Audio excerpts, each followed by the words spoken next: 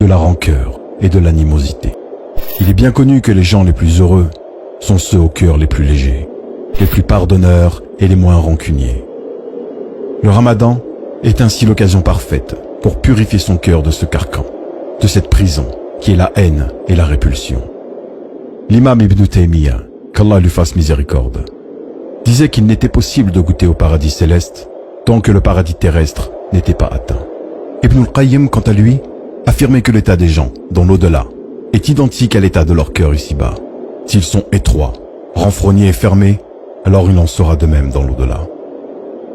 Dans de nombreux hadiths, le prophète sallallahu alayhi wa sallam exhorte et incite les croyants à pardonner. Il y a derrière ces hadiths une volonté pédagogique d'apprendre aux musulmans de se libérer des carcans du mal.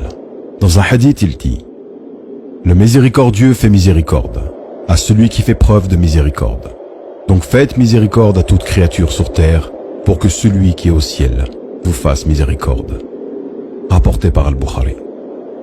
Le diable nous montre souvent les défauts de nos frères et sœurs et nous cache les nôtres. On devient ainsi, sans le vouloir, les pires juges pour les erreurs des autres en étant les meilleurs avocats des nôtres. L'islam nous enseigne l'inverse. Dans un autre hadith, le prophète sallallahu alayhi wa sallam dit: celui qui ne tient pas compte des erreurs d'un musulman, Allah ne tiendra pas compte de ses erreurs. Rapporté par Abu Daoud. Qui parmi nous n'aimerait pas avoir ses péchés pardonnés le jour dernier? Qui n'aimerait pas qu'Allah ne tienne pas compte de ses péchés et erreurs? Un pieux prédécesseur disait, dans une grande sagesse, que le mal que lui infligeaient les autres était pour lui un signe d'Allah que son comportement s'est égaré et qu'il a certainement commis un péché pour ceci. Subhanallah. Quand on lui faisait du mal, il ne se plaignait pas en remettant la faute sur l'autre, mais il estimait que ceci provenait sûrement d'un de ses péchés passés. Que le mois du Ramadan soit pour nous tous le mois du pardon, du rapprochement, qu'il soit l'occasion et l'opportunité d'effacer l'ardoise de tout le passé. On a souvent le courage de prendre la décision de couper les ponts avec les autres, mais rarement celui de renouer les liens, car chacun dans son côté, on croit être lésé par l'autre.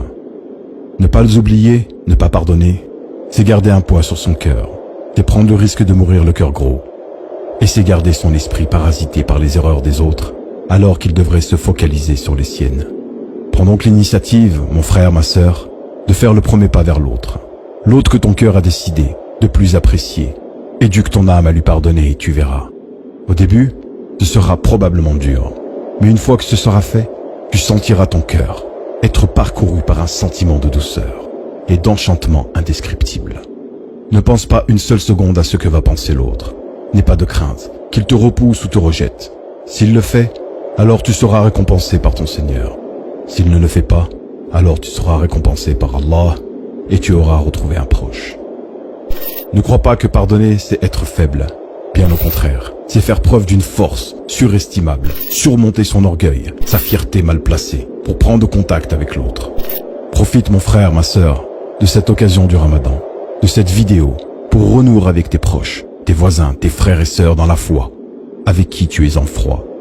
Si tu n'as pas le courage de les appeler, ou ne serait-ce que d'envoyer un message pour les inviter à rompre le jeûne, eh bien dans ce cas, envoie simplement cette vidéo à la personne concernée. Peut-être qu'à son tour, elle fera le nécessaire pour renouer les liens. Le Ramadan, c'est le mois du pardon d'Allah. Et quiconque croit au pardon d'Allah, croit également au verset suivant, derrière lequel nous devons tous œuvrer. ولا يأتل أولو الفضل منكم والسعة أن يؤتوا أولي القربى والمساكين والمهاجرين في سبيل الله وليعفوا وليصفحوا ألا تحبون أن يغفر الله لكم والله غفور رحيم. والسلام عليكم ورحمة الله وبركاته.